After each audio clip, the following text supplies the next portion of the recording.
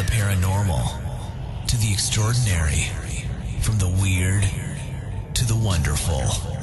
This is On the Odd.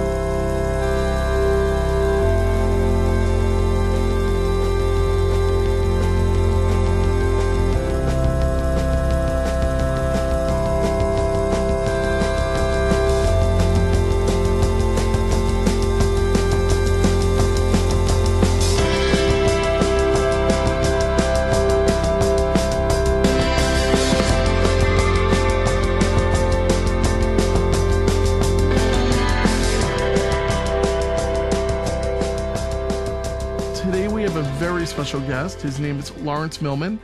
He's a man of many talents. He's also a man who wears many hats. As an author, he's written 16 books. I believe it's 16. It could be more right now. And as a mycologist, and he has studied fungus from all around the world. He has a book that's dedicated just to fungus. But especially in his own backyard of New England, is where the focus of the fungus is. But as an explorer, you've made over 40 trips and expeditions to the Arctic and Subarctic. Welcome to the show, Lawrence Millman. Thank you for taking the time out of your day to speak with me. Yeah, and thank you very much, Mark. I look very much forward to our conversation. Yeah, me too. We had a little bit of a what I refer to as a glitch, which is the modern equivalent of a hiccup. I don't really know. Yes, it is a glitch, but I should say that it's the second glitch with respect to podcasts that have occurred within a month. A previous one, I spent 2 hours talking to the person, and she suffered a massive computer crash, erasing all my felicitous comments and so on. And I argued in the repeat interview, which I willingly did, that it was because of me that the computer crashed, that my rude remarks about computers and their effects on contemporary life were such that the computer did not wish to have these remarks pervade to the multitudes. That's giving it a self-awareness, though. It is, but I am convinced that when I approach, see, I have problems, and I always have problems with technology, and when I approach computers, not only do the hairs go up on the back of my neck, which is I don't think they like me, but the hairs go up on the back of the computer's neck, too, because it's aware of my feelings, and if it's going to suffer something bad, something go wrong, I'm the likely candidate. I do work at Harvard, and I'm not making this up. There's so many times that I've worked on the computers there, and then, there's a screw-up at one of the persons who works there says, it's never done that before. Oh, no. And then once, jokingly, they formed a cordon in front of one of the computers as I was approaching to prevent me from sitting down in front of it. Yes, our the emails back and forth. In the old days, there was something known as a telephone. You could have just called me the day before, and said, hey, we're on for the next day. But unfortunately, we use emails, and I didn't get a bounce back or something. But thankfully, you gave me your phone number, so I was able to reach out to you just a half hour ago. Yeah, exactly. And the human voice is so important in a message. It contains emotions, love, anger, fear, etc. We're Whereas in something on a screen, you don't have the slightest idea other than what's there digitally in the words. You know, what you can't use irony, and irony is one of my favorite words. You know, what you're talking about is interesting because I have a lot of hobbies. One of my hobbies is I restore old German cars. So I'm restoring currently a 1971 Beetle and an early 80s Porsche. And nobody can drive the Beetle like I can. You have to know this car, and the car kind of has to know you. And it becomes a bit of a physical activity. I mean, if somebody who knows how to drive these cars normally goes into that car, they'll be popping the clutch. They will have no idea what they're doing. Mm-hmm. And I think it has a lot to do with that similar type of thing. You know, maybe there is something to the soul in the machine, you know? The ghost in the machine. Oh. Yeah, Tracy Kidder, I think it was. Was it Tracy Kidder who wrote a book called The Soul in the Machine? I'm not sure. Who wrote that book. Yeah. But, I mean, in any event, the real problem as I see it is that everything in human life is moving toward facility. Make it easier, make it quicker. And we miss the steps along the way. It's like a story. And you only don't know the ending of the story. You don't know, there's no experience behind it. Where I am, I'm constantly seeing, Harvard, I live close to Harvard University, and there are hordes and hordes of tourists taking selfies, taking quick photos with their cell phones. I mean, who knows how many hundreds in a given hour. And there's no experience behind any of that. In the old days, a photographer would take a picture, and there would be a world of experience that he experienced within that picture. But nowadays, it's facility, and okay, on to the next picture, and the next, and the next. One reason that I somewhat turned my back on, I don't have a cell phone, and I have as few digital items as I can afford to have, given my necessary association with publishers. So right now you're on a landline, like you're. I'm on a landline now. Okay. That's all I have. I don't want to go outside, and suddenly while I'm listening to birds sing or tweet. And by the way, I think that only birds should be allowed to tweet, not human beings. I don't want to have a phone ring, and people say, well, you can put it on a buzz mode or something like that. Best to put it on no mode at all and not have it. When I leave the house, I don't want to be tethered to the things that I would have to deal with when I am in the house. I can really I want respect to experience the outdoors and the world around me. I really respect this way of life that you've chosen, because it is a real choice. It's. Mm-hmm. I would say that day after day, it probably becomes more and more difficult to retain this.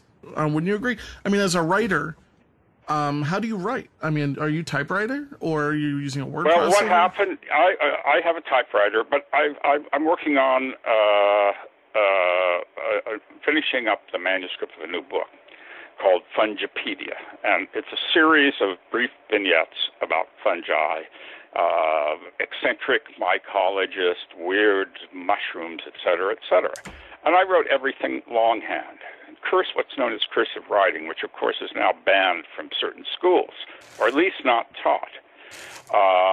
And then what I do, I occasionally will type things on a typewriter. I'll type letters on a typewriter.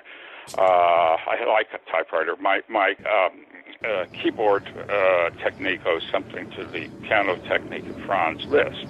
And Liszt pounded away at the piano, and I pound away, and it's I think one reason that computers tend to recoil at the thought of me sitting by them is that, who knows what damage will occur to the keys. Yeah, they'll go flying. In my pounding. But what happened yesterday, by the way, is I was entering, I don't know quite what it was. It was a Word file, and I forgot to save it, or the computer decided to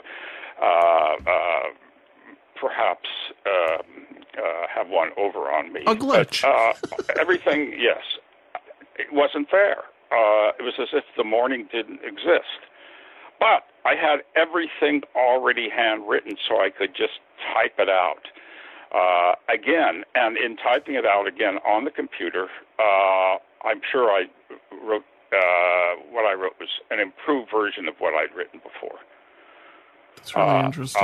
Often, people just type it up at the computer, and then there's a glitch, storm, a hurricane, or an outage, who knows what, and then it's lost. I've been there. I've physically lost papers for college and just tons of things that you get into a flow and you start relying on the computer. There is that certain level. I grew up with computers my whole life, so I definitely give them a lot of. I don't respect them in a lot of ways the way you talk, because when something goes wrong with the computer, the first thing I want to do is tear it apart and find out what's wrong with it. And I almost feel like if a friend of mine wants me to look at their computer, not only is my friend cringing, but I feel like the computer's cringing a little bit, because I don't really have any respect for it. I just know it's a mechanical beast that needs to either have a part torn out and replaced, or the whole thing needs to get tossed. It's really, I look at it really kind of like that. But I put a lot of faith, and I do rely a lot on the computer.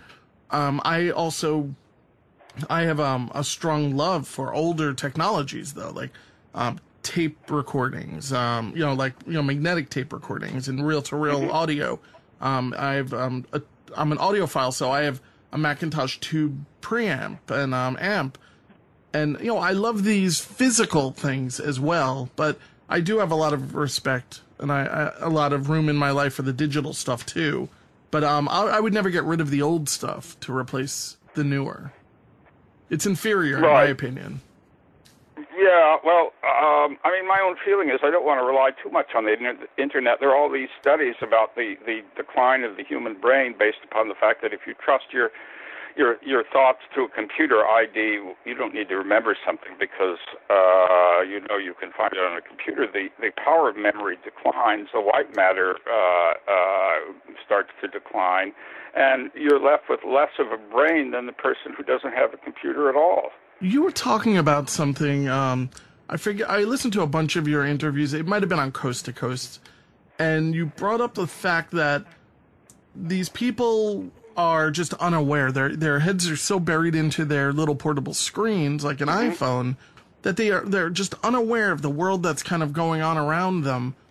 And like you were saying about the photos, they take a photo to kind of capture the moment, but they're so on to the next photo in the next moment that it doesn't make it special anymore. It's, it doesn't make, as I said, it doesn't make it experiential. It has nothing to do with their lives as human beings. They become just simply digital entities themselves, walking robots. And that's what our culture is moving toward, is simply the robotization of human beings. And this is what, in my book, was my revelation. We haven't mentioned my book yet. No, I'm sorry. I suppose I'm going to have to do that. And the whole point is that I was, and I'll let your listeners. I'll give a quick précis.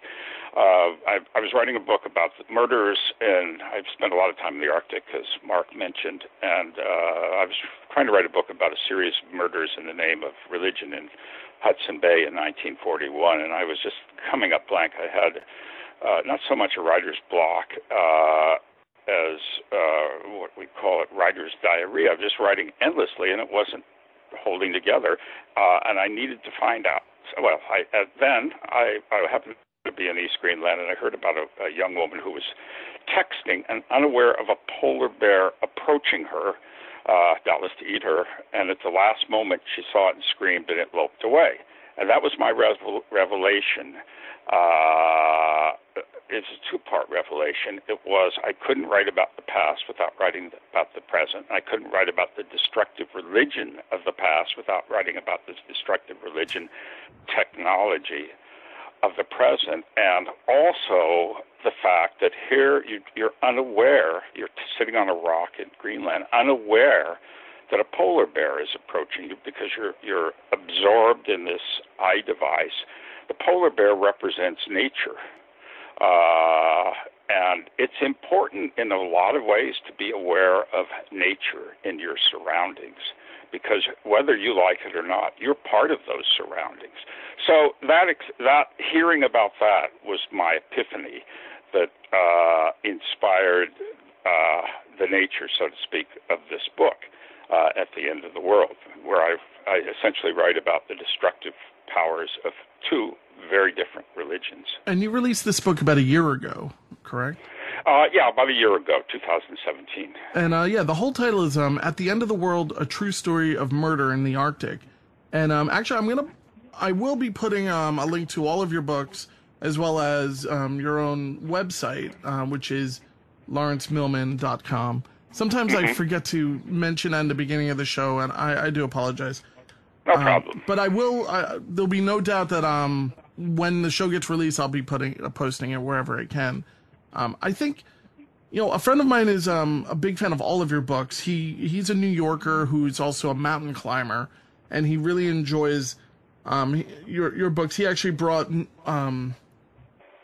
your book to my attention. One of your books, I forget which one it was, but I think it was about hiking in Siberia. Yes.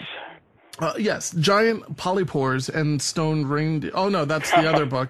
That was another book that he had lent me. That and hiking to Siberia, and he was just loving. He's like, this guy just writes like he's from 100 years ago, and and it's my friend Jerry, and he's a New Yorker who moved to Norway, and now he does glacier climbing there, and he does, he's loving life there, and in a lot of ways. Met this chap. What's his name? Jerry Giraldi.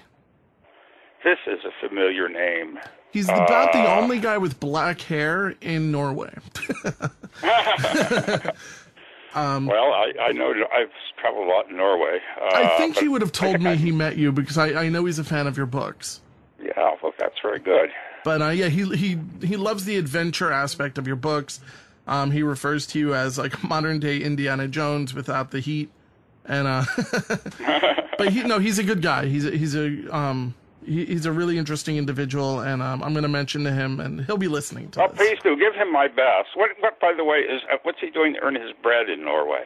He's teaching English. He picked up Swedish relatively quickly because his wife speaks Swedish. And he works at a school. He helps kids just learn English. It's a big deal over there, I think, to learn English.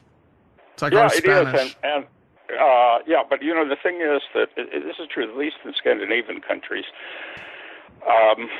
that people who speak English speak it as a second language, but they speak it better than Americans do as a first language. It's quite amazing. I've lived off and on in Iceland, and it's actually a third language in Iceland, Icelandic, Danish, then English.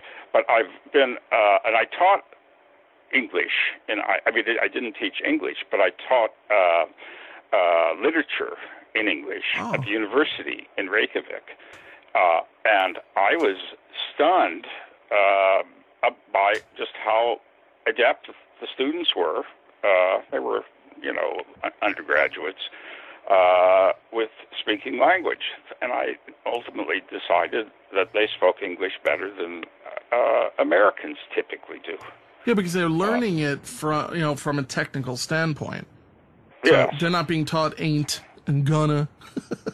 That's right. I mean, on the one hand, they're not that, and on the other hand, they're not. One of the things that people don't realize with respect to television is that it affects their language. They hear enough television, they start speaking like the characters in situation comedy. Sure. My travels in different remote places have suggested to me that people who don't have television usually speak better than people who do, and they don't speak as loudly either. And I've come up with this theory that the loudness of Americans in talking to each other is based on the fact that they have the television on 24/7. And they're yelling to be heard above the television to each other. They may be sitting in the same room in little easy chairs watching the television, which is on itself full blast. And, one of them yells to the other, "Boy, I'd like some coffee." "What's that?" she yells back.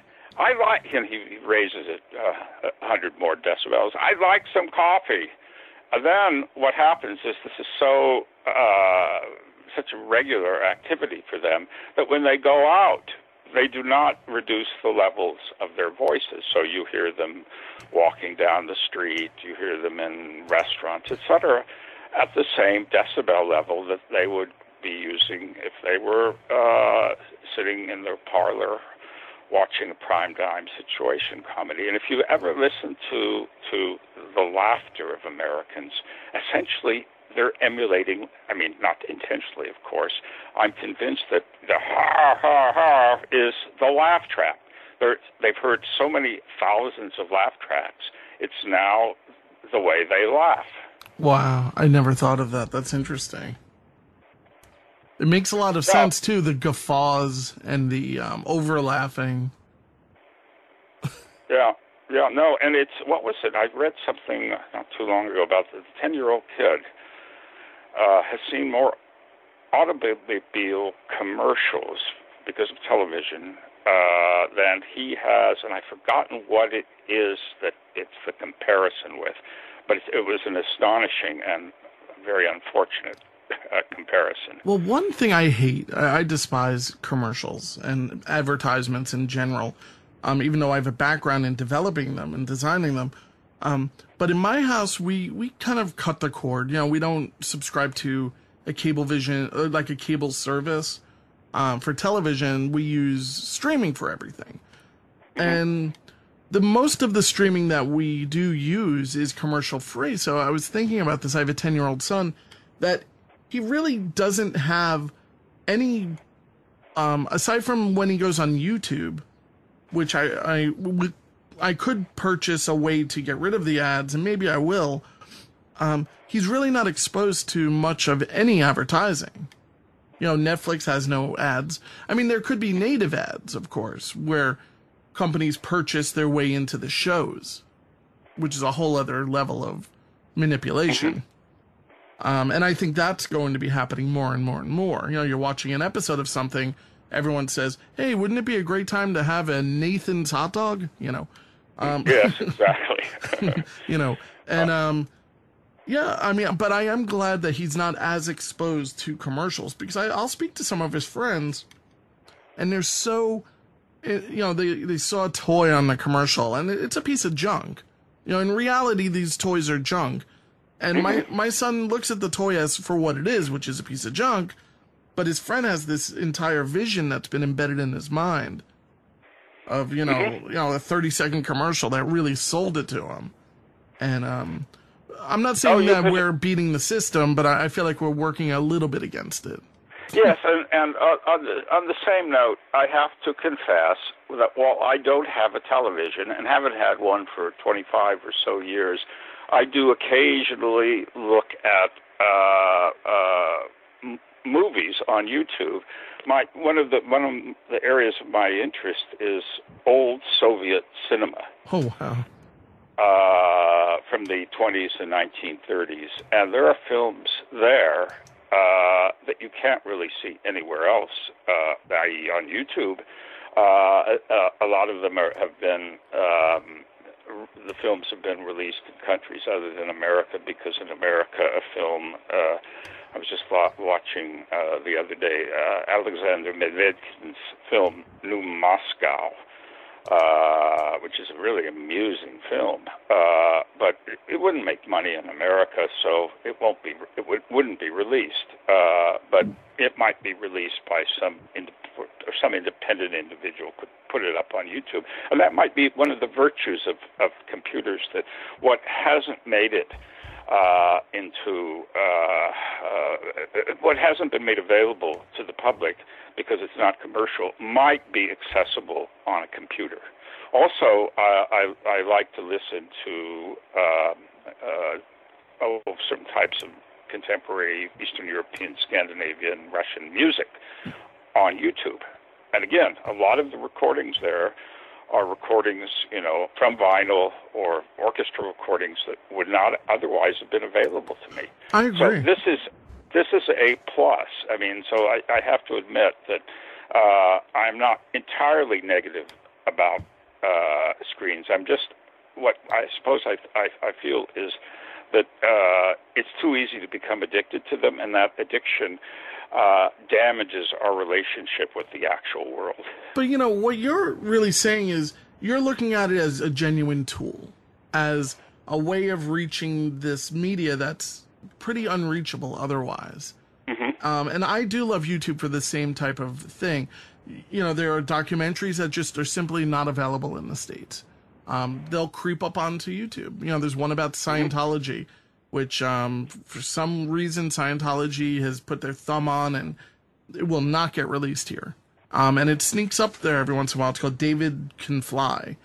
And it's a wonderful documentary. It's an eye-opening thing. It's actually not about Scientology. I'm sorry. It's about transcendental meditation. Sorry. Very different subject. Yes. I don't know. I just grouped them in my head. Yeah, that's right. Very different. When you said Scientology, I was starting to have my doubts. I'm sorry about that. About this interview. But now I'm back in the fold. I follow transcendental meditation from the 80s, from late 80s. I started meditating, but so I'm a believer in TM, but this is an eye-opening aspect of what TM is now. Anyway, so beside the point. But yeah, I'm sorry. I'm not involved with Scientology and whatever. If somebody wants to do it, they can do it. But yeah, I'm kind of, Scientology is kind of one of those topics that's kind of overdone in my eyes. Yeah, but I have to tell you, this is an obscure fact, and I've forgotten his name now, the chap who invented Scientology. L. Ron Hubbard. L. Ron Hubbard used to be an explorer. Yes. And I'm a fellow of the Explorers Club, a prestigious international organization. And his name periodically comes up, especially work he did, I think, in the 40s or 30s in Alaska. But, and he also wrote things about this that have nothing whatsoever to do with Scientology, which when I first heard about it, I thought, this is a real hoax. It's an invented thing. But then it turned out it wasn't. He's also, he was a tremendous writer. He would write huge works. He would write so many words. I mean, he was paid by the word back then. He was a pulp fiction writer. Mm-hmm. And I think he's the world record. Pulp Fiction. He took some of his experiences in Alaska, actual experiences, and turned them into Pulp Fiction too. It's amazing. And then ended up. And when I first heard about Scientology, I thought, okay, he's doing this to make money, just as he wrote Pulp Fiction to make money. But it turned out he genuinely believed in it. One thing I wanted to just, instead of talking about L. Ron Hubbard's books, I wanted to talk a little bit more about yours. Okay. If you don't mind. No, I don't mind at all. I think in some curious way, I think that's appropriate. Yeah, somehow, right? Yeah. So you have a book called Giant Polypores and Stone Reindeer. So I believe that this was this a focus on the fungi? You pronounced it differently before. Well, it doesn't. It has been pronounced fungi. It has been pronounced fungi, but I try not to pronounce it fungi because this leads into the joke that I hear a dozen times a week, which is, "Oh, you must be a fun guy." Oh, jeez. Yeah. So it doesn't. You can pronounce it however you see. My last name is Giacomo. Now, but if you look at it, it starts with a J, so people go Giacomo, So I have a lot of respect for the G's and the J's and the way they're pronounced. Oh, yeah. You know, so I'm going to try to adapt that to the way I pronounce fungi. So this is a focus on reindeer that would eat fungi and for hallucinogenic. Well, let me offer, if I may, a correction. This is a collection of essays about fungi, and especially what's called ethnomycology, which is the uses of fungi by native peoples around the world. The non-culinary uses, in my case, is one of my interests. And one of the essays is what you referred to, Travels with Santa and His Reindeer. Mm-hmm. And in that essay, I argued that Santa Claus is in part a mushroom. And the mushroom is what's called Amanita muscaria, the fly agaric. It's big. We have a different, a sort of variant on the East Coast that has a yellowish cap. But on the West Coast, Siberia and Europe, it has a red cap, big, fat, red-capped mushroom with white splotches. And it's said that whoever eats this, it's psychoactive. Whoever eats it ends up looking like it. So imagine a big, fat, reddish, outfitted person with white splotches. And in northern places, and especially, I argue, Lapland, I think that's where it comes from. You can't get into the house to see your clients if you're a shaman having eaten the mushroom through the front door much of the year because of the snow pile up at the front door, so you go down the chimney. You have eaten the mushroom, but you've come, which makes you, by the way, feel like you're flying. But reindeer also like to eat the mushroom. And especially in the fall, during rutting season, males just love to eat it. I'm not quite certain exactly why, from a reindeer's point of view. It may give them a sense of power that they use in their courtship. But the thing is, and this might also be what you're referring to, but if not, it's still interesting.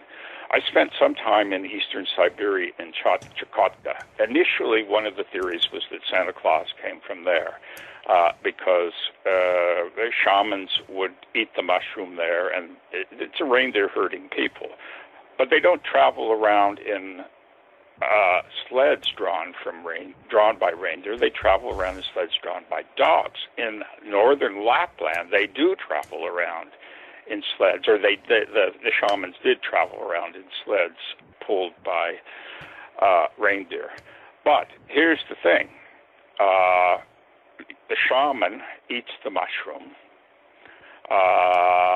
and, you know, the psychoactive alkaloids pass 95% unaltered through his urine.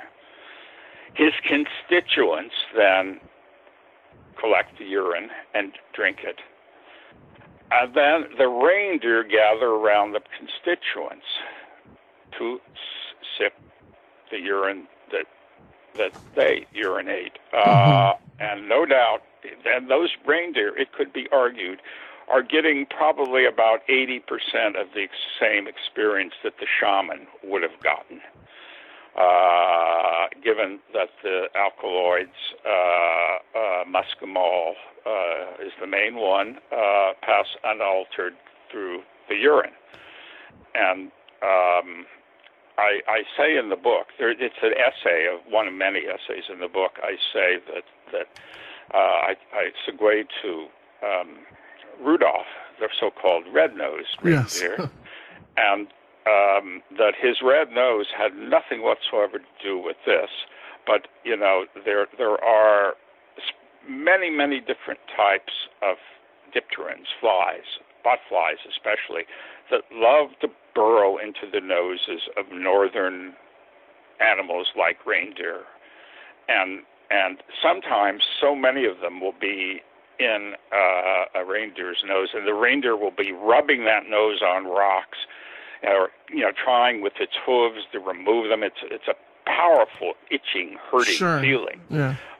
That nose will turn red.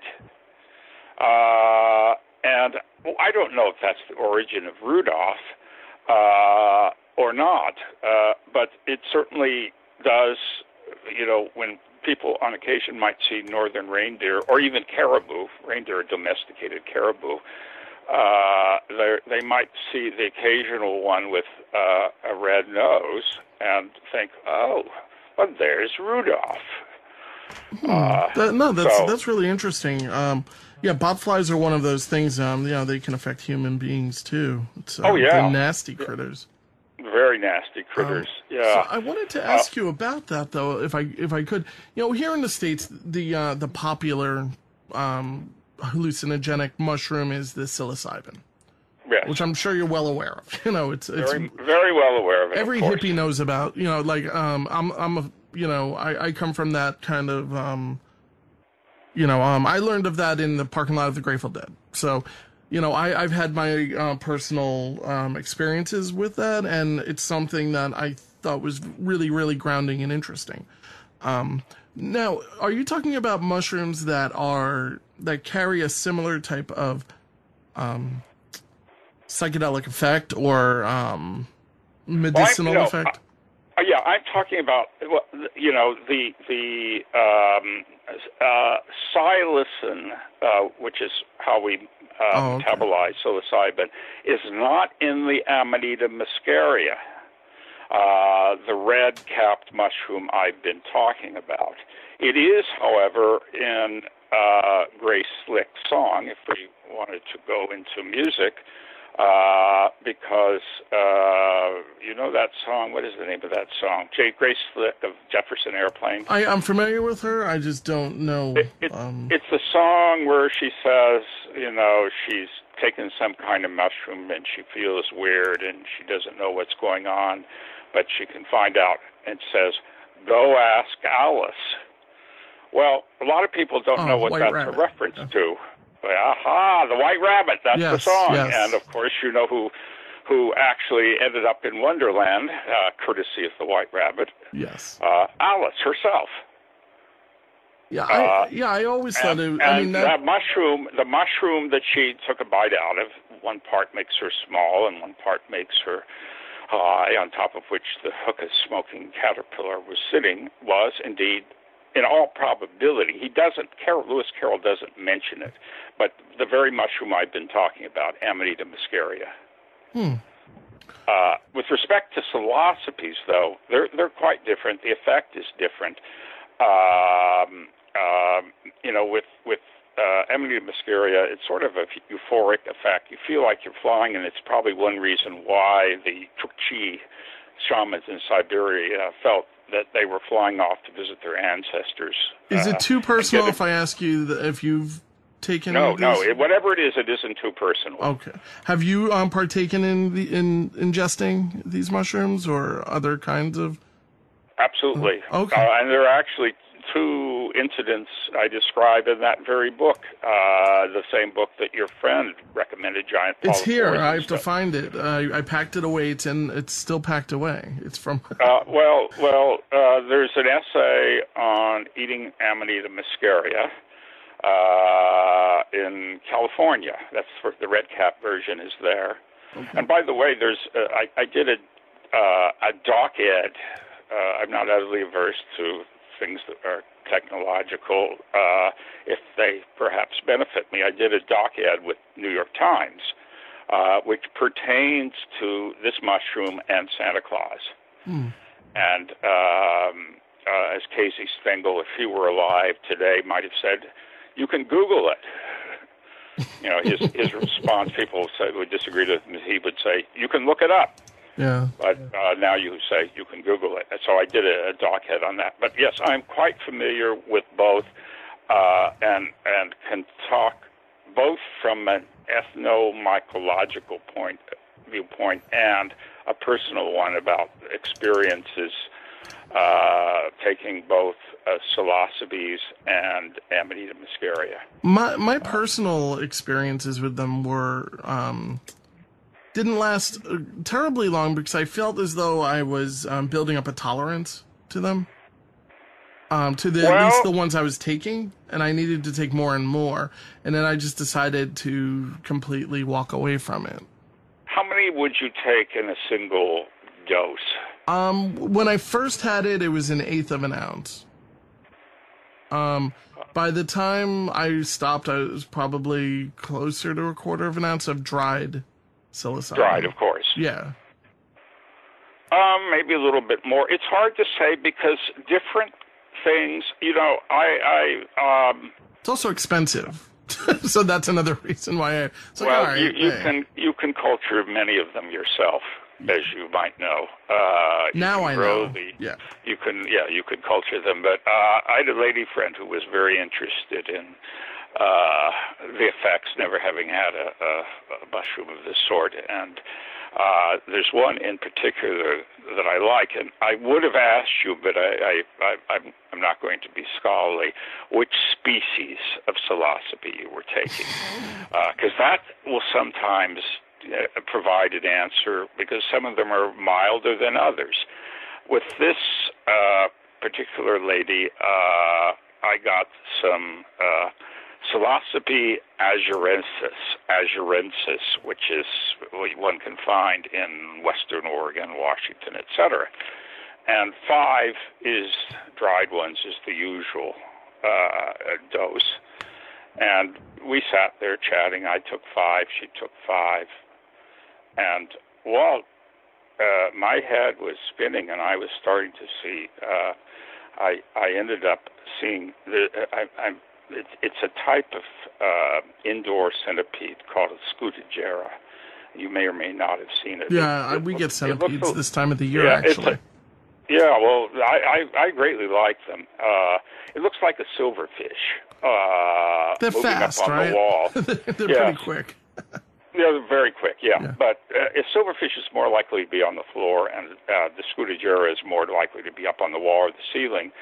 And, I had taken these. I saw one, usually they're about 1.5 inches or 2 inches long, but the one I saw was 9 feet long. Holy moly.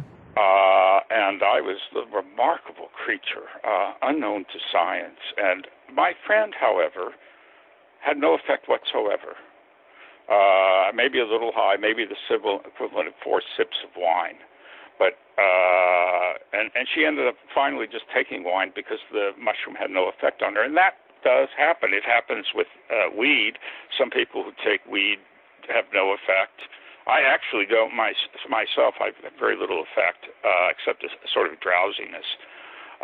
Mushrooms are my drug of choice, so to speak. And it used to be mine, definitely. Yeah, and I would say that it's different reactions. Different people have different reactions, and some people have no reaction, few. But it often depends upon the species and the percentage of the alkaloids in them that will make you high. Of course, God made it, so it's like they're not going to be consistent. That's right. Well, in fact, the introduction, and I'm writing about this in my new book, of psilocybes to the rest of the world occurred when a man named Gordon Wasson, who was an ethnomycologist and Wall Street banker, went to Mexico and visited a curandera, Maztec curandera named Maria Sabina, and she used psilocybe mushrooms in her healing activities, and she called them, this is what you said reminded me of this, God's children. But the issue was that Wasson went back and wrote a front-page article in 1957 on the Experience for Life magazine. And that released the knowledge to at least Americans and probably farther afield than American. And over the next decade, this poor lady got hundreds of visitors wanting to score mushrooms from her. Yeah. And it went from being a religious, ritualistic activity to just simply getting high. But that's what, if this had not happened, I am not certain when and if they would have become so popular. Yeah, I don't think mushrooms are the right thing if you just want to get high. If you want to get high, there are easier ways and quicker ways, and less lasting ways. I always felt as though it was a very, like I said before, it's very grounding. It makes me kind of appreciate the living things around me and where I am, and and that's it. It kind of helped me focus again. Now, it's been a very long time since the last time that I partook, and I was gifted some not that long ago, so I may take that journey again if given the opportunity. I need to find a block of a day or so where I'm not needed anywhere. Yeah, and do it outside too. Well, I have a really great piece of property where it's very private, and I would just have access to different types of property. That's all. It's like I don't have a lake or anything like that, but I could like sit out there and relax and be a part of it. So something maybe I'll look. Can I just ask you, going back, how did you first? I should have asked you this first. Going back to your childhood, everything, where did the first inkling of all of this come from? Because you really are somebody who's journeyed the earth looking for answers, and you found a lot of them, it seems. Well, I haven't found a lot of answers. I may have from my found perspective more questions, and I certainly have found a lot of what has inspired me to become who I am. Mm-hmm. But going back to my childhood, I could say that probably there are any number of factors. I was an outsider, and I was an outsider in two ways. One of which was that I didn't feel like I was part of the group of people who were involved in whatever they were involved with, kids my age who loved to watch TV, the Three Stooges, or football or anything like that. I felt I was different because I had different interests. One of my interests was being outside, so to speak. So another way, I was an outsider. And my mother was a good naturalist, and she always inspired me to. They didn't mind whatsoever when I turned our screen-in porch to a sort of zoo for turtles and insects, any number of types of insects, not biting ones. Praying mantises and so on were there, and turtles lumbered across the floor.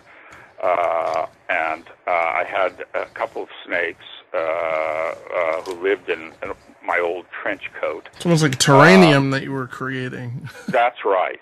That's exactly right. And I hung out there, being among them, and I would sit there was a little reclining chair, and I would sit at night reading, and I suppose age 8 to 16, and these would be school nights, maybe even more, 8 to 21, when I wasn't at college, and I would listen to them, watch them, study them, at the same time be reading a novel or something else.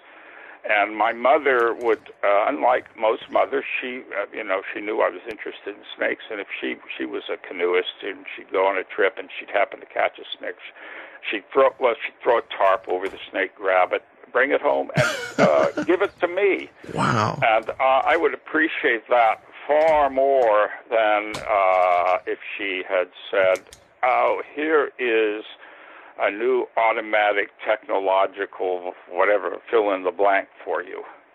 Wow. And my parents allowed me to turn one of the two bathtubs into an aquarium, into which I put crayfish, minnows, other things, and I threw occasional insects, living and dead, in there to watch the activity. And when the house was finally sold, that bathtub had such a brown stain in it. The relative never had seen anything like it. There was nothing anyone could do to clean it, and it was demolished. Oh, no. The brown stain from about 4 years of it being a aquarium for different creatures. Yeah, I think it's great that your parents encouraged you. And Oh, they did. They did. They discouraged. Well, my grades at school were occasionally not very good, and they didn't appreciate that. But because I was too busy looking at the activities of insects and crayfish. But they did indeed encourage me, and they thought I was going to grow up to be a university professor of zoology or something like that. And it did not happen.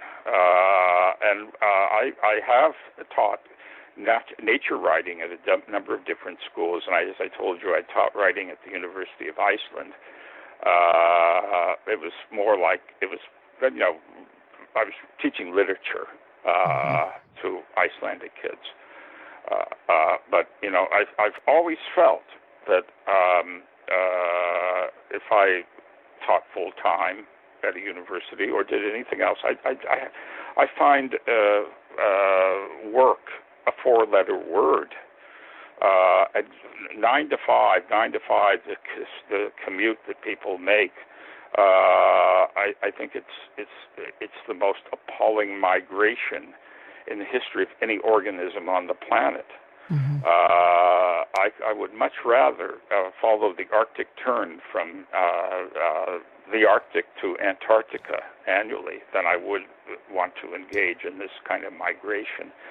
So I designed my life so that my commute might be to my writing tablet in the morning, or if it's a day that I feel like it, I think I'm going to go outside and look for mushrooms, and I do. Right in your own backyard, right? I mean, that's kind of what... It could... Yeah, actually, it's a very interesting thing. I live in Cambridge, Mass., and, I don't need to go terribly far to find fungi. And, in fact, there's an area called... You've been to Cambridge, yes? Sure. Well, I don't know if I've been specifically right there. I know the area. I've been... Yeah, well, there's something called a fresh pond. And it's the water supply surrounded by about 100 acres of woods on each side, but it's not wooded. It's still urban, and they're constantly people with prams and dogs, people with dogs, and people jogging, etc. Mm-hmm. This is a great virtue because they are vectors of spore distribution. So I have, so far, in my inventory of fungi at Fresh Pond, 306 species. That's a lot to most people for what would seemingly be an urban area. You can say, here is nature. Nature still exists in our own backyards if we want to look at it. And it's very curious. I was trying, when I reached 300 in January, to get some media attention, and trying local newspapers, magazines, etc. No one was. What does it mean? Why is that important? They didn't get it because all they were. This was a time when sexual harassment. Every front page article had to do with somebody, and it always is a celebrity because that's what sells publications. If someone is a metal worker in a remote factory in Vermont and harasses a young lady who is there, that wouldn't make it to the front page, but Woody Allen, yes. So anyway, I got so pissed off with the response that I told one of the people who said, well, what's important about this? I said, well, I'm not sure. I'm going to go back and investigate and see whether any of these fungi are sexually harassing each other. That was my burning of that bridge. But anyway, so, in my own backyard, proverbially, yes, there are quite a lot of fungi. And that's kind of that's kind of the focus of Fascinating Fungi of New England, right? To explore your own sorry. Go on. Yeah, it's New England. It's not necessarily backyard so much as just New England. It's a book. It's a guidebook to species in New England for the beginner, and it illustrations and text and sort of an introduction. Some of the species are species one would find in urban areas, but many others are species one would find only in wooded areas. A lot of them are what's called mycorrhizal, and they have a symbiotic connection with trees underground, whereas the vegetable part, which is called the mycelium, connects with the roots of a plant tree, and they exchange nutrients with each other. Yeah, I found this weird fungus just growing on my mulch pile. I didn't know what it was, actually, because it was growing a little bit. And glowing? Oh, well, describe it to me, no, not Mark. glowing, growing. Growing? Oh, well, there are a number that glow, though. Oh, no, that would be incredible. Yes, well, there's one that you should look for called the jack-o'-lantern. And the jack-o'-lantern is so named because it's orange and it glows. It's a fall mushroom, and it grows and glows in large clumps at the base of trees. And it's not a bright glow. It's a sort of light blue-green glow. And you that's see it interesting, at night. though. Yeah. This thing, it looked like I have two small dogs, and it looked like they puked or something on top of the mulch.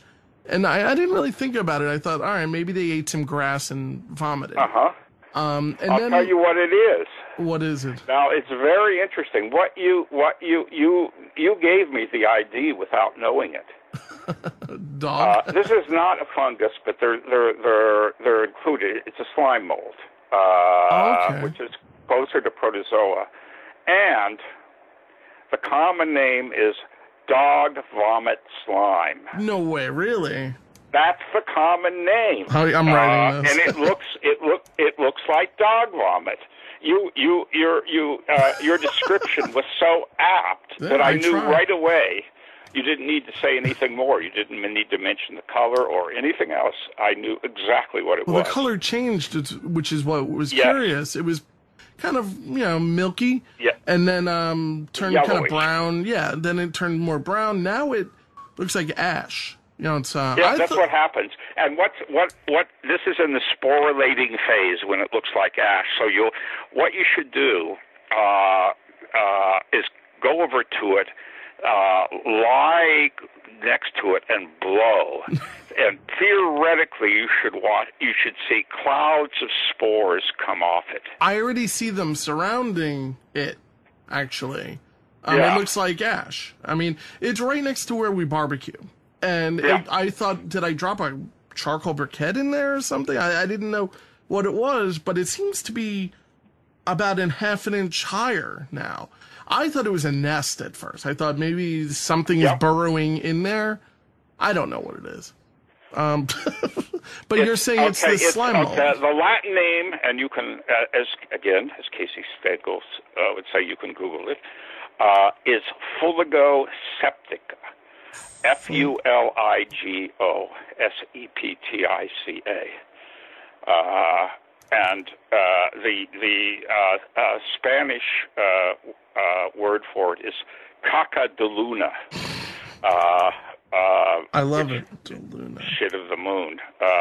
Is it from dog shit? Is it? I mean, did my dogs take a dump? And no. Oh. It's not at all. It's originally, it's a very interesting organism.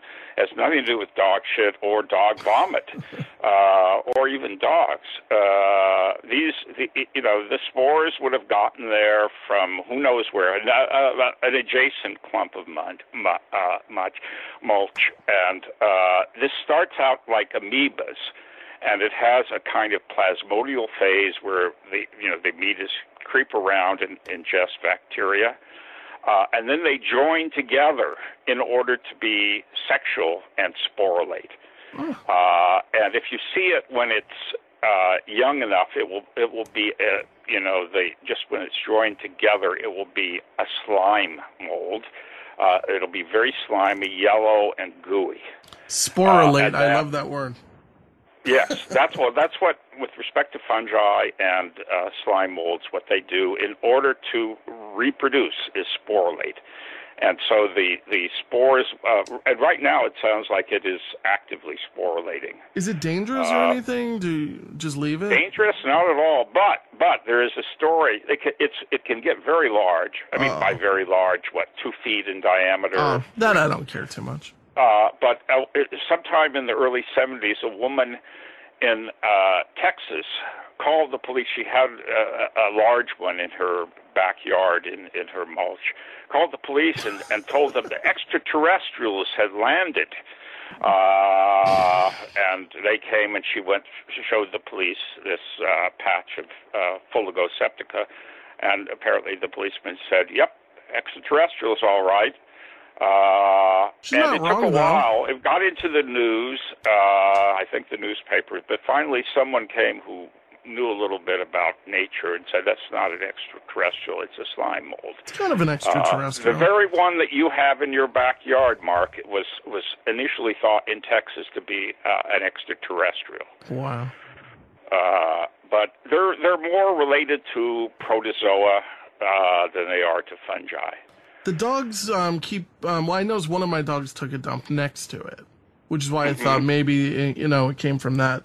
But I think it's fine. It's out of the way. I'll leave it alone. It's not doing any damage. No. It's interesting. It's getting, initially what was happening is there were a lot of bacteria around that it liked. And these slime molds have different tastes and like different species like different types of bacteria. And they move. They're interesting because they move in search of their food. One was documented. It wasn't a speed that would inspire a marathon runner. 1/24 of an inch per hour. That's not bad though. That's pretty good. That's like a vine. Pretty good. Yeah, it's a healthy vine. When I'm actually outdoors looking for fungi, that's about the speed at which I move. My ex really got annoyed with me because she'd want to go for an aerobic walk, and after an hour, I was only 10 feet into wherever we'd gone. I think it's very interesting, and you should do what everyone else does: take photos of it and send them to your friends. But now you can put a name on it. Yeah, I'm going to. In the past, you can't. I'm going to take a selfie with it. You'll say, an extraterrestrial has landed in my mulch. I'm going to take a selfie with it, and I'm going to tag you on Facebook. Please do, yes. And I'll take 50 of the same selfies.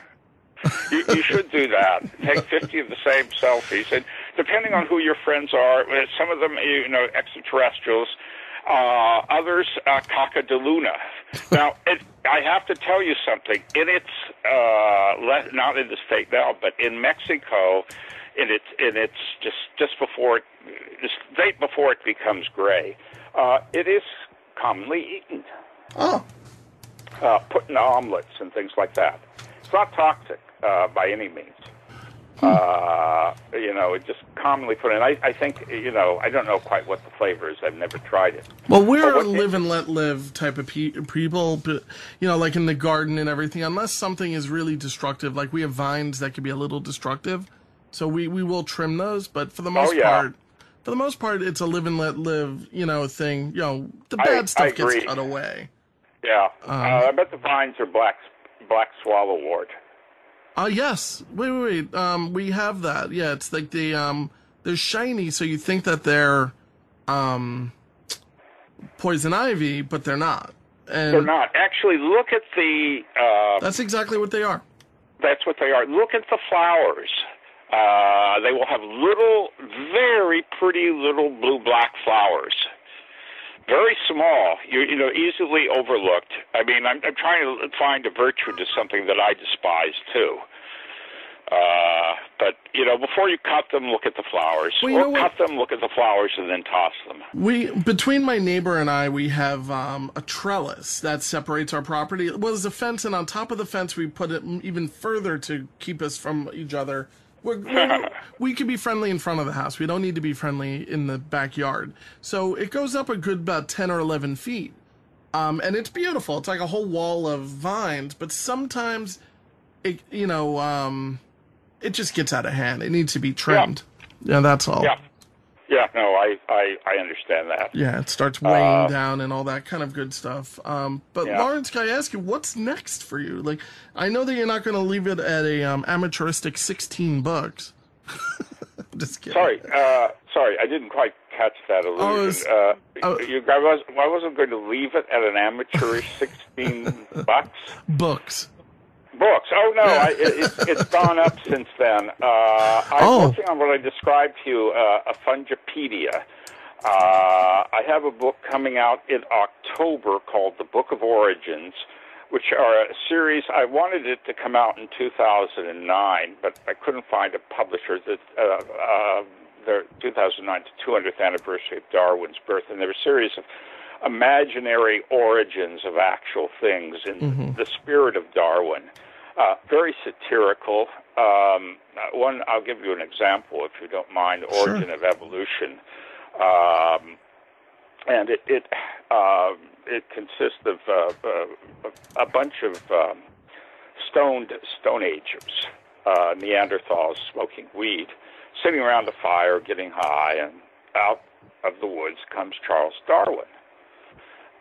They offer him a joint, and he refuses, deferring to his job, and he then says, well, guys, I've come here to tell you you've got to move on. And remember, this is the origin of evolution.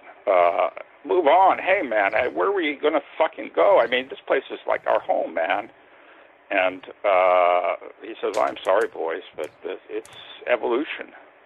And they're grumbling, and then out of the woods comes a guy wearing a three-piece suit and a copy of the Wall Street Journal tucked under his arm, and he goes up to Darwin and shakes Darwin's hand firmly and says, I'm Cro-Magnon. And the Stone Agers realize, Neanderthals realize, situation's hopeless. They smoke one last joint and get up and leave. And the last line is, they never worked again. And that's the origin of evolution. That'll be in the book.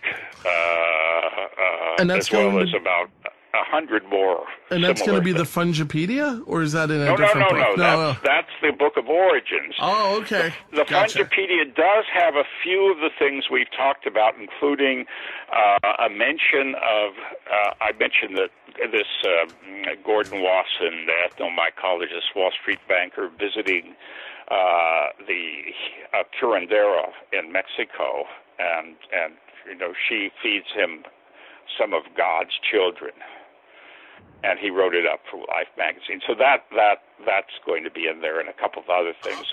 And I just wanted to explain to everyone that our internet went out, so Lawrence was kind enough to finish this up over my speakerphone. So welcome back to the show. And I told Mark that the reason the internet went out is that it heard my rude remarks about it and decided, no more of this. I don't want to have to deal with this asshole. And it went out. This'll teach him. It happens often to me. Yeah. So you were saying that I should tell my neighbors I have an extraterrestrial in the backyard. Extraterrestrial in your mulch. And then if there's some other neighbors who have a knowledge of Spanish, tell them that you have caca de luna in your mulch. And if you have any foodies among your neighbors, tell them you have an edible slime mold in your mulch. Well, is it edible anymore, or is it ripened beyond the edible? It's beyond. It's as I said before. It's no longer edible. It was edible in an earlier stage, but I would not deign to eat it now. Have you eaten slime mold? Sorry? Have you eaten slime mold? No. Okay. I am not. Even with different mushrooms, my interest is far more ecological and scientific than, can you eat it or can you not eat it? So there are a lot that, other people out there have eaten that I haven't bothered to eat because I'm much more interested in looking at them and studying them. Mm-hmm. And even, I today I went to the post office in Harvard Square, and as I was walking back, I saw a bunch of mushrooms growing at the base of his thumb. And I looked at them. I did a double take, looked at them, picked one, looked at it. It's something I've never seen before. Whatever it is, I've never seen it before. And this is one of the great virtues of walking and looking. You find things you've never seen before. So I brought it back, and tonight I'm going to take a tissue sample, look at it under the microscope, and see if I can determine what it is. I think that's awesome. It sounds like a really interesting, another interesting adventure that you're really just walking around your neighborhood and exploring. Yeah. Well, you don't need to go up to the high Arctic to be an explorer. Well, I do want to thank you for taking the time today to come on and tell me about all of this great stuff, Lawrence. I just want to... I appreciate your giving me the time to talk to you. I've quite enjoyed this interview. Well, thank you. So did I. The only time I ever read about mushrooms or any type of fungi, was the Psychedelics Encyclopedia, which doesn't really cover... It's much more fun to have on a shelf than it is when you're reading. It's not that, it just looks kind of cool. And I have a CD somewhere called Music for Mycology, which I just thought was a great name for an album. What? It's Music for Mycology? I've never heard of that. I'll dig it up. And, dig it up and send me, I hate to say this. No, I'll send you a copy. Send me an email. I have never had it, and I do have a reference in my Fungipedia to mushroom music, of which there is a lot, as it were. I could mention, are we still being... We're still recording. Or not? Yes, absolutely. Okay, well, there's a band, a type of music in the Caribbean called fungi.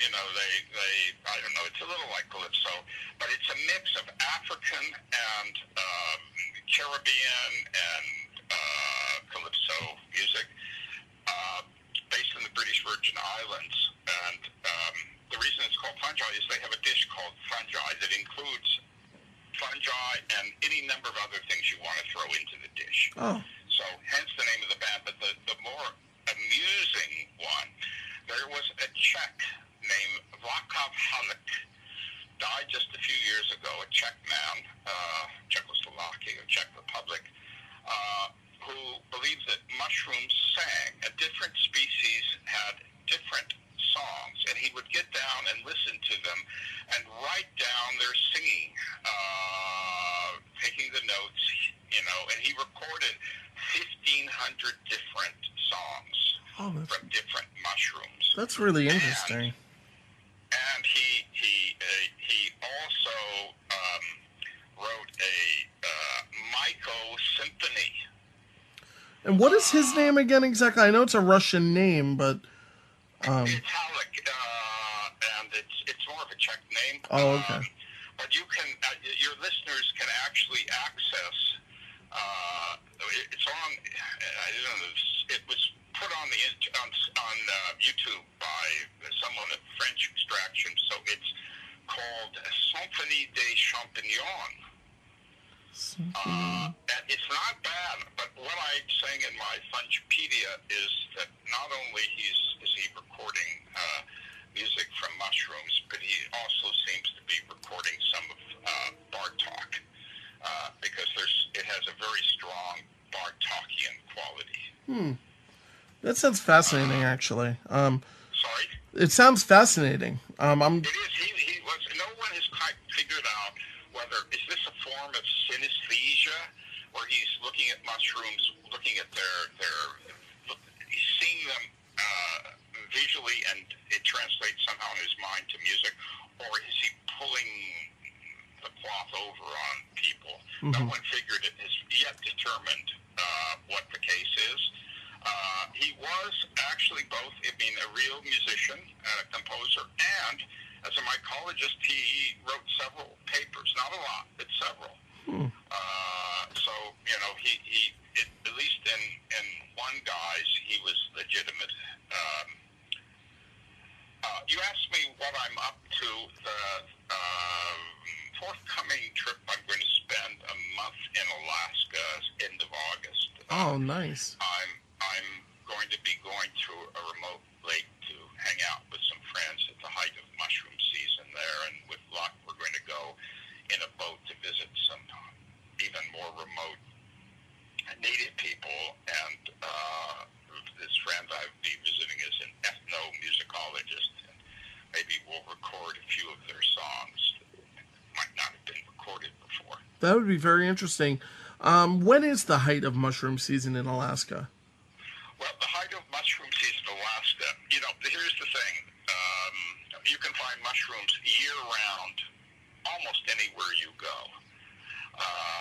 But when we think of mushrooms, we think of big, fleshy, umbrella-shaped mushrooms. Mm-hmm. And the height of mushroom season in Alaska will be August, September. Here in the Northeast, it's August, September, October. Okay. And there's a reason for this. The reason is that most of the umbrella-shaped mushrooms are, I mentioned this before, mycorrhizal. That is, they connect underground with the roots of trees.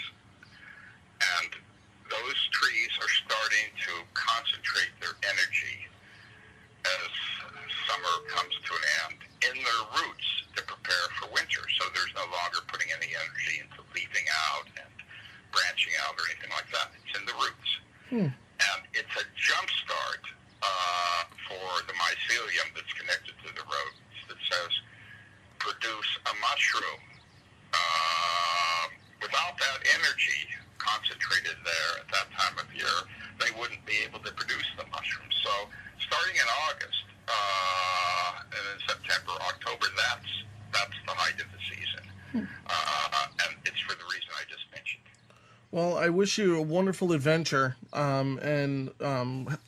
would love to hear all the stuff you're doing. I think the internet is good for certain things like that, for exchanging information. It's good as a tool, but I understand there is an addiction quality. It's good as a tool, or even as it's good as a tool, but it's bad when you rely on it excessively. I agree. Or just completely and fully, which is what people do. They basically say, well, I can say this because I think it's correct. And, well, if you don't think it's correct, you can go check me out on your own. And I think that we get very lazy with our thoughts and our facts and getting our facts straight. And we're not very good at retaining information, in general. That's why I write down almost everything, or type it. I do type a lot of stuff. You have a typewriter? I grew up with a typewriter. I was probably one of the last people to actually take a typewriting class, where the teacher would put a piece of paper. When you say you type it, you type it on a typewriter. Yeah. I mean, when I was a kid, we used regular typewriters. We had an old electric typewriter, but not a fully manual one or anything like that. But no, like right now, I don't use a typewriter at all. I think I have one. I'm not sure. Typewriter. Occasionally it does sound like bar talk as well. So, yeah. Anyway, the other thing I was going to mention is the latter part of my trip in Alaska, I'm leading a tour for a travel company called Holbrook Travel, and we're going to a place called Cordova, which is southeastern Alaska. And I'm going to be leading mushroom walks and talking about mushrooms, as well as doing readings in the evening from my own writing. That sounds incredible. So if any of your listeners are interested, they should simply contact Holbrook Travel, and they can look it up on the internet. Now, do you have a link on your website for that? I don't remember. I have a person who does my website. Okay. Because I keep forgetting I have a website. It's a horrible thing. You forget you have a website. I also forget I'm on Facebook. And I was put on Facebook, not out of my own intention, but I was with a friend. We collected some mushrooms. And we'd had, shall we say, a few pints.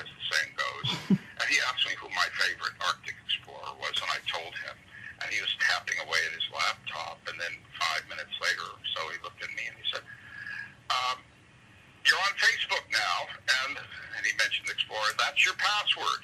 Oh, man. And then he posted the images from our mushroom walk. I said, I don't want to be on Facebook, which is what some people call it. He said, too late now, smiling. It's like a tattoo. So anyway, I'm on Facebook. This isn't on my site, I don't think. I may or may not have. I may have just referred to it, but Holbrook Travel, if anyone is interested. Well, I'm going to dig up a link and post it. I'll find it. If I don't find it, I'll send you an email asking for more information. If you go to Holbrook Travel, and what I really hate, Mark, is having to negotiate around on websites till I find something. Fortunately, in this instance, you won't have to come up with a password and then read a kind of abstract drawings and then repeat what you saw, ECDXPM. But, you'll be able to find it. I'll find it. I just find certain things having to do with the internet boring. All right, well, Lawrence, I really appreciate your time again. You're welcome anytime you want to come back on and just kind of talk about anything, really. I would be delighted to do that. Mark, tell me, when is this going to be ready for your listeners? Probably about probably about 2 to 3 weeks. Okay. And I'll send you a link to it, and I'll put a link to you and all of your stuff, and hopefully we can find a couple new fans out there. No, I would appreciate it. I think this has been superb. I've greatly enjoyed talking to you. Me too. Thank you again for putting up with my technological issues, and hopefully... No, they actually became part of the subject. Yeah, they really did, didn't they? They did. They were there for a reason. Well, I had a delightful time, and I wish you nothing but the best on your adventures, and I hope to speak to you very soon. I had a delightful time, and don't forget to tell your neighbors about the extraterrestrials. No, it's Mike next door. I'm definitely going to tell him. He'll get a kick out of it. Yeah, and you should look up Fuligo, Fuligo Septica. I wrote it down. Yeah, and there'll be 2 or 3 names, but one of the prominent ones will be dog vomit swine. That's hilarious. And Caca de Luna. You can Google that and you'll get it too. I'm going to. And all right, I'll talk to you soon. Thank you so much for your time. Great.